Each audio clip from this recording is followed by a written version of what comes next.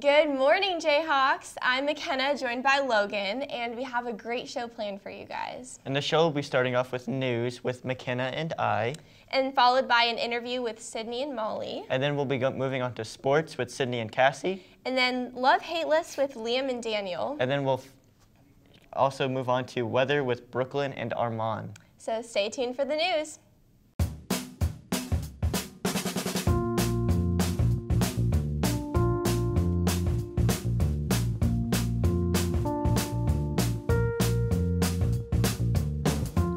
When you shop local in the heart of the city, you support the people that make our community thrive. The money you spend here stays here, in this place we call our home. Lawrence, Kansas, where there's good old-fashioned hometown pride. Eat local, drink local, shop local. KU Student Senate held their weekly meeting Wednesday night. Investigation Committee Chair Zach Thomason publicly presented 5 charges against Senate Chief of Staff Daniel Lee. The investigation discovered Lee's negligence toward his duties and bias toward organizations and people, including 12 charges that were not disclosed for security reasons. Thomason hinted that these charges were the most telling, but ultimately did not present the charges regarding the alleged sexual misconduct on September 17th and 18th. The investigation committee concluded that Lee be removed from his position as Chief of Staff. The committee said a lack of belief in Lee's ability to perform his duties was the cause of their recommendation. Lee is expected to resign effective October 4th following the investigation. 20 students from the KU School Architecture Studio 509 class are working to complete the construction of the Rock Chalk Prairie Acre Classroom, or RCPA. The project began last spring with a different group of architecture students. When time and money ran out, they had to pause the process. Luckily, the goal to complete the project is back in action and must be finalized by November 2nd. Along with creating the design, students must do the construction. Building everything from wood and steel to keep materials cheap, they must also pour the concrete around it to pave a walkway, all within their $10,000 budget. With the outdoor classroom sitting just south of KU's Watson Library, it will serve better opportunities for students in the environmental studies programs as their learning can come firsthand, being that their demo garden is just steps away. Last week in Kansas City, Missouri, a billboard displaying an anti-vaccination message was vandalized and taken down. The billboard was paid for by Learn the Risk, an organization from California. Based on data 41 Action News of Kansas City received, 4 out of 5 major school districts in Kansas City saw an increase in the number of students opting out of receiving required vaccines. Most of these students opted out due to religious reasons. Even still, medical professionals still see the billboard and rise in opt-outs as dangerous and counterproductive to the health of the community.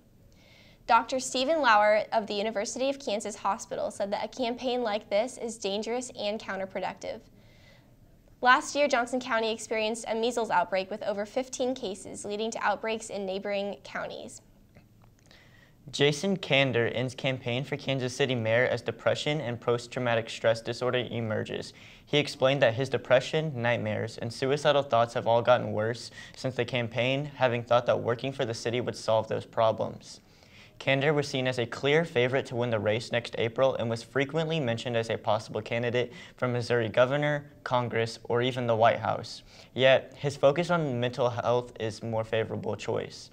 Shortly after the announcement, former Vice President Joe Biden reached out to Kander supporting his decision through a tweet that read, "Jason, public service takes many forms, and bravely stepping forward today is exactly that. By sharing your story, you are saving lives. Others will get the help they need because of you." Kander hopes to set an example for other veterans to follow and seek help instead of finding a way around the issues. And that's all we have for this week's news update. We'll be back after the break. Where you go to college makes a statement about you. This place will become a part of you, your identity for life.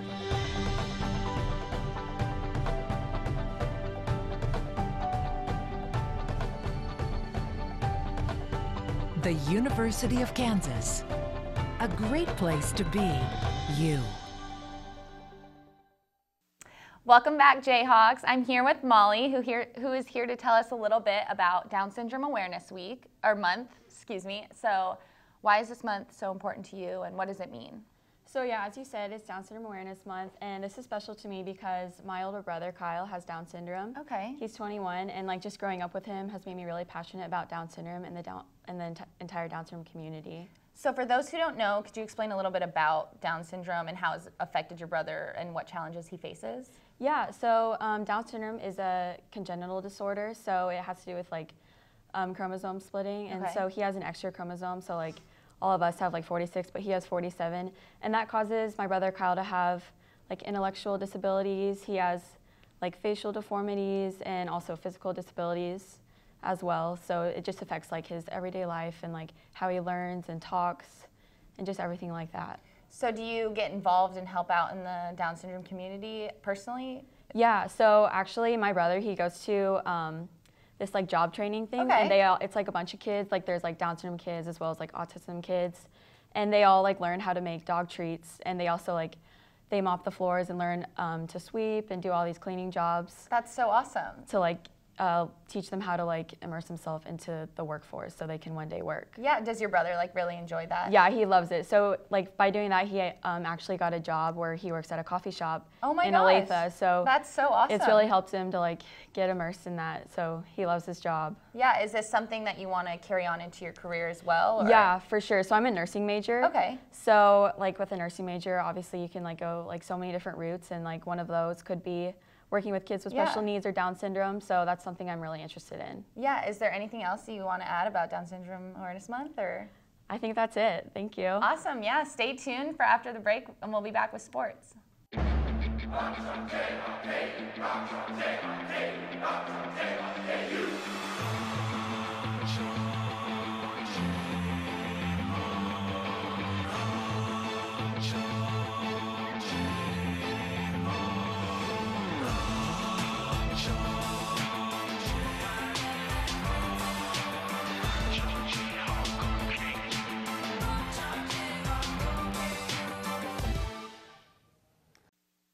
Good morning, Jayhawks. I'm Sydney Kolozinski. And I'm Cassie Nichols. Welcome back to this week's Sports Report.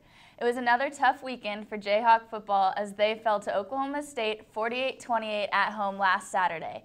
But freshman standout Puka Williams did not disappoint with a 60-yard touchdown run. This Saturday, the Jayhawks will face undefeated 9th-ranked West Virginia on the road. The Mountaineers are led by Heisman hopeful Will Greer, and they're currently leading the Big 12 in total scoring defense. Women's soccer clinched a 1-0 shutout win against Iowa State last Saturday at Rock Chalk Park. Be sure to support the Lady Jayhawks tonight as they head to Manhattan to take on Kansas State in the Sunflower Showdown. The Kansas volleyball team continued their winning streak to 6 matches on Wednesday night as they rallied against West Virginia in a 5-set match. Junior outside hitter Jada Burse led the team in points and kills. This Saturday, the Jayhawks will look to continue their winning streak against Baylor at home at 1 p.m. Only 2 teams remain undefeated going into Week 5 of the NFL season, the Los Angeles Rams and our Kansas City Chiefs. The Chiefs are coming off of a come-from-behind win against the Broncos last Monday, winning 27-23. Mahomes threw for 304 yards and ran in his first career rushing touchdown. Patrick Mahomes and the Chiefs will face their toughest challenge yet, going up against Jalen Ramsey and Jacksonville's elite defense at Arrowhead Stadium this Sunday. All eyes will be on the Hill and Ramsey matchup after the two have been publicly trash-talking one another all week. It has been an exciting start to postseason baseball this week, beginning with the 13-inning wild-card game which eliminated the Chicago Cubs and set a new record for the longest winner-take-all game in MLB history. In the National League West game, the Dodgers beat the Braves 5-0 to take the lead in the series 1-0. Last night, former Kansas City Royal Mike Moustakas came up huge in the 10th for the Milwaukee Brewers as he lined a single to right field to score Yelich to win the game against the Rockies 3-2. The Brewers now lead the series 1-0. That's all we have for today. Be sure to tune in after the break for your weekly fantasy football update.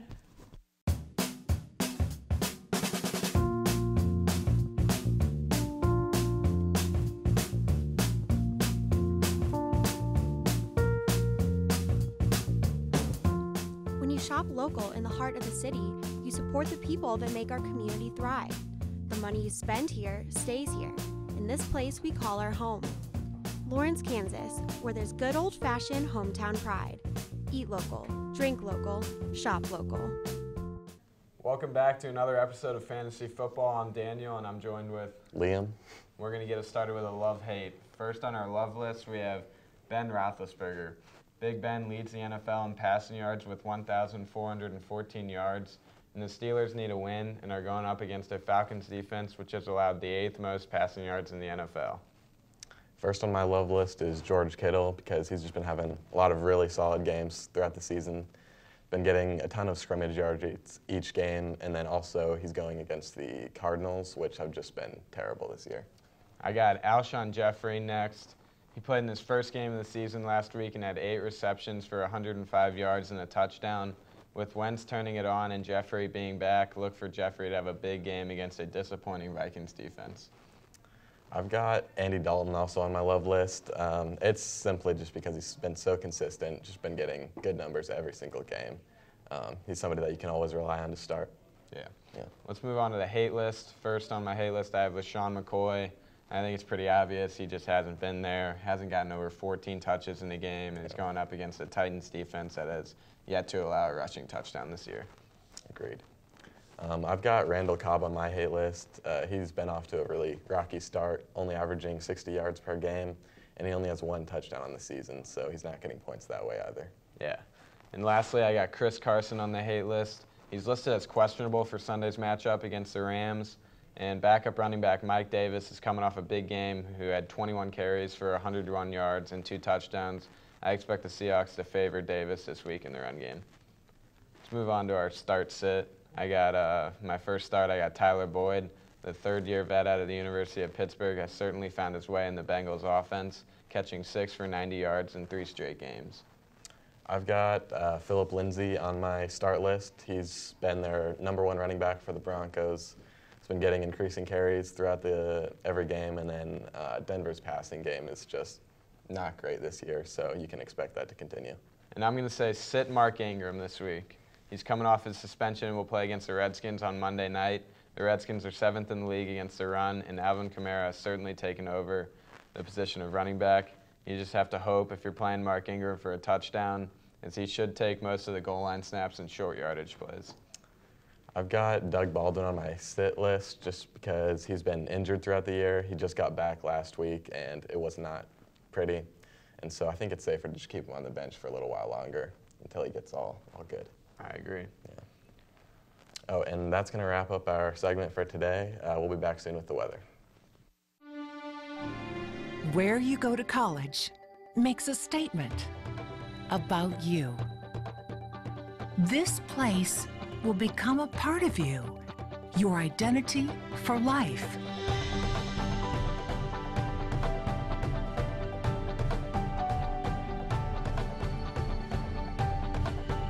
The University of Kansas, a great place to be you. Hey guys, welcome back and happy Friday. We're gonna head out to Armand to see what the weather's like right now. Hi, so outside it seems pretty nice, a little cool today, about 59 degrees, hasn't hit 60, and you can tell the sky is kind of gloomy and it kind of shows with how everyone's dressed today. Yeah, so what are they wearing? Well, as you can see, everyone's kind of bringing out their jeans, long pants, maybe even pulling out the Fratagonia like I have myself, just to kind of stay warm with the upcoming wind that's going to be coming up today. Yeah. But that's basically how it is out here. Okay, thank you so much. We're gonna head back inside. Thank you, Armand. Bye. So currently it is 57, like Armand is saying. It's a little bit chilly and overcast. There is a slight wind and then a 20% chance of precipitation right now. So the headline, a cool, cloudy morning, a rainy weekend this weekend, and then rain next week, and then hopefully some cooler temps.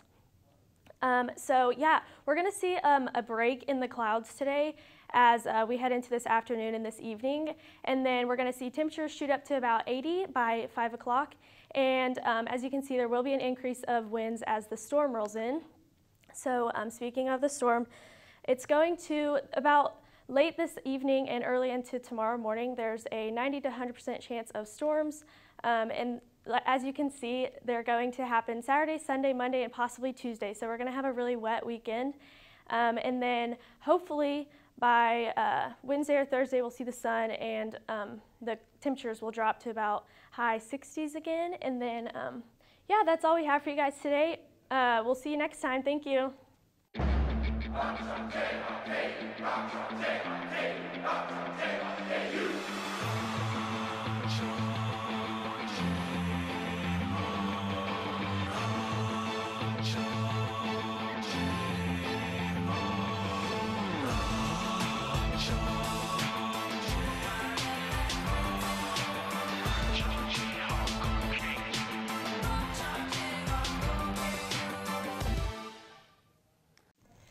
Hi guys, welcome back. I'm McKenna. And I'm Logan. So speaking of weather, how about this fall weather we're having right now? Yeah, I mean, it's my second favorite type of weather.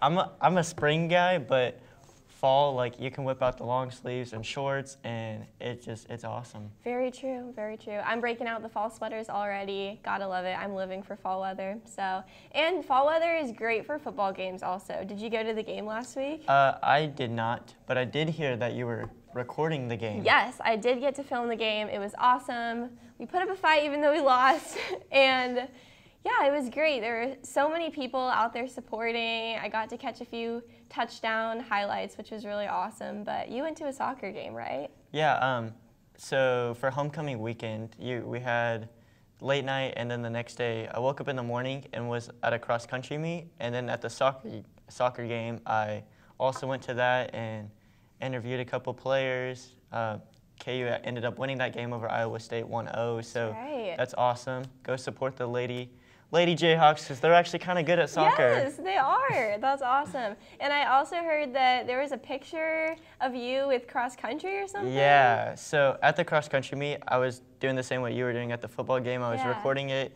Well, in the picture, I'm kind of like this over the team huddle, just kind of trying to get a picture of the team huddle, and I guess I ended up getting inside of that picture, sent out to KU Athletics, but I was just trying to get a good shot of the cross-country team. You're basically famous now. Yeah, I mean, you could call me like the next Leonardo DiCaprio. Yeah, it's your big break right it's there. over. So many great events going on during homecoming weekend. Kappa Delta, we had a float going on in the parade, so I was there supporting.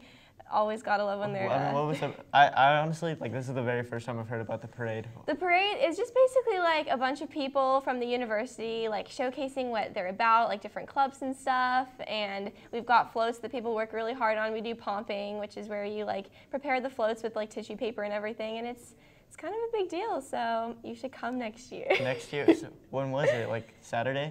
Yeah, Saturday.